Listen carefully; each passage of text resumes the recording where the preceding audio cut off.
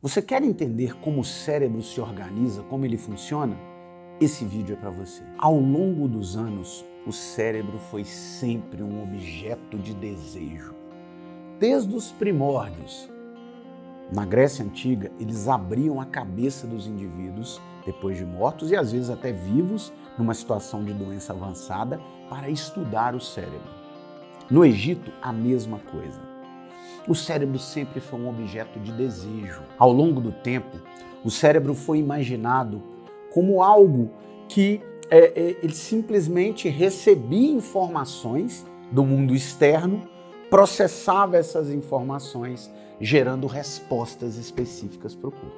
Ao longo de muitos anos se imaginava isso, que os nossos sentidos, a visão, a audição, o paladar, o tato, trazia informações através desses nervos periféricos para o cérebro e o cérebro simplesmente pegava essas informações, interpretava essas informações para aí sim gerar respostas de reações do corpo à vida. E isso vigorou e ainda, para muitos, ele é ainda pensado como isso, como o grande organizador do corpo, onde praticamente tudo precisaria de passar pelo cérebro. O problema é que essa forma de pensar gera alguns problemas enormes. Por exemplo, o cérebro tem uma média de 1 trilhão de neurônios e mais 1 trilhão de células gliais.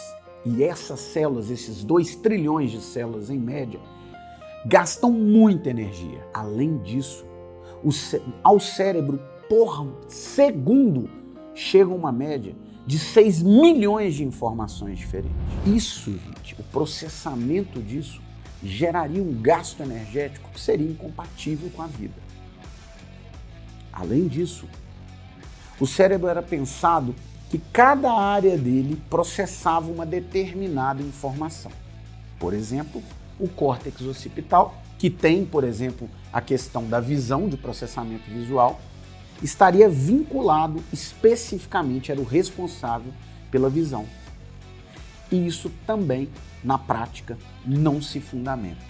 A gente não tem cada área do cérebro responsável por uma coisa. E é sobre isso, o funcionamento desse cérebro, junto com os estudos mais recentes com ressonância magnética funcional, a fMRI, é que eu vou trazer para você os conceitos mais atuais de neurociência. Eu sou Léo Setti, fisioterapeuta osteopata, trabalho com pesquisa em adultos e bebês e vou, através dessa aula, te conduzir por esse enigma que tanto foi buscado o entendimento ao longo do curso da humanidade e que agora, atualmente, a gente sabe que o mecanismo e o funcionamento é bem diferente do que nós imaginávamos.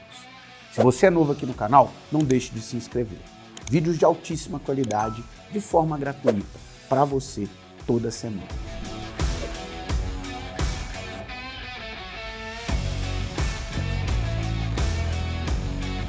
Os estudos de ressonância magnética funcional mudaram muito esses conceitos que eu disse anteriormente sobre o cérebro.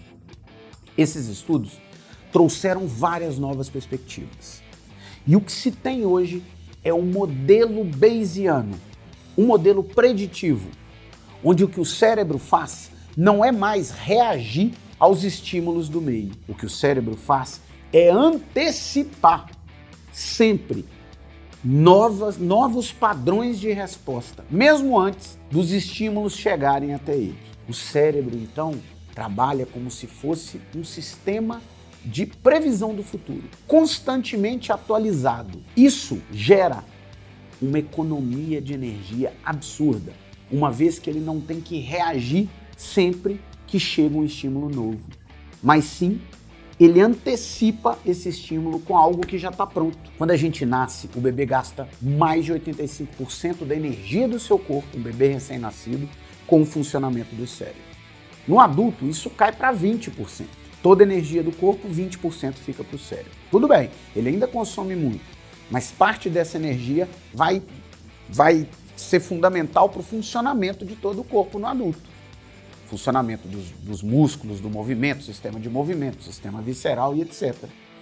No bebê, tudo vai ser calibrado. Como isso acontece? As experiências que o bebê vai tendo, desde quando nasce, Aliás, até antes, na vida intrauterina, no desenvolvimento fetal, essas experiências que ele vai tendo, vai o cérebro reagindo a ela.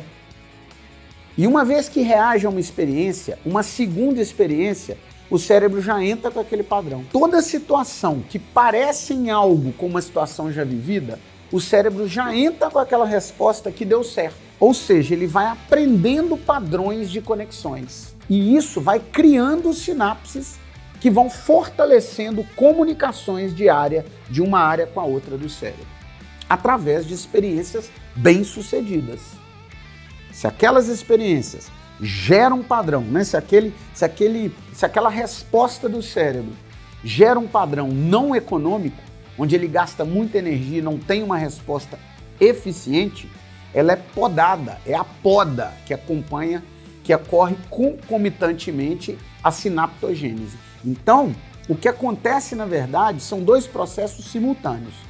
Um processo de novas conexões neuronais, a neuroplasticidade, e um processo também de poda. E o que manda esse processo, né, o que rege essas leis desse processo, é eficiência no padrão de resposta cerebral. E essa resposta não ocorre só por uma área do cérebro, cada especialista não. É uma resposta que ocorre por associações de áreas cerebrais, como se fosse uma grande orquestra sinfônica. A gente tem numa orquestra grupos de músicos, violinistas, violoncelistas, pianistas e etc. Esses grupos de músicos são especialistas em algo, mas numa orquestra eles nunca tocam solo, eles sempre vão tocar associados com outros músicos. E ocorre, vou usar essa metáfora para explicar para vocês de uma forma melhor. E ao mesmo tempo que esses músculos têm que treinar individualmente a qualidade de especialista deles, por exemplo, os violoncelistas vão treinar ali a aptidão deles, eles vão se tornar especialistas, sim, naquilo que eles fazem, eles também vão treinar ao mesmo tempo, junto com a orquestra, tocar com os outros músicos para produzir respostas em redes cerebrais extremamente eficientes. Além disso, o cérebro ele vai sempre tentar economizar energia. Toda vez que ele entra com um padrão já vivido antes pronto, ele não gasta energia. O que ele vai gastar energia? É quando eu tenho algo novo, nunca antes vivenciado. Porque aí ele vai ter que mudar, e isso é chamado de erro, porque o cérebro entrou com algo preditivo pronto, mas ele teve que mudar para se adequar ao novo estímulo, e é nesse erro que ele gasta energia. Ao mesmo tempo, uma vez que ele erra, né, muda e muda a forma de funcionar, essa forma ela é aprendida. Para quê? Para que futuras novas situações o cérebro seja cada vez mais eficiente. E esse é um modelo de cérebro bayesiano, probabilístico, onde o cérebro não mais reage ao que está acontecendo, mas antecipa constantemente tudo que vai acontecer no mundo. E o erro é sempre corrigido. E essa correção é aprendida, tornando esse cérebro cada vez melhor, cada vez mais eficiente. Não deixe de deixar o like e seguir esse canal. Ele foi feito para você, informações de altíssimo nível, trazendo ciência para a sua vida. Até o próximo vídeo.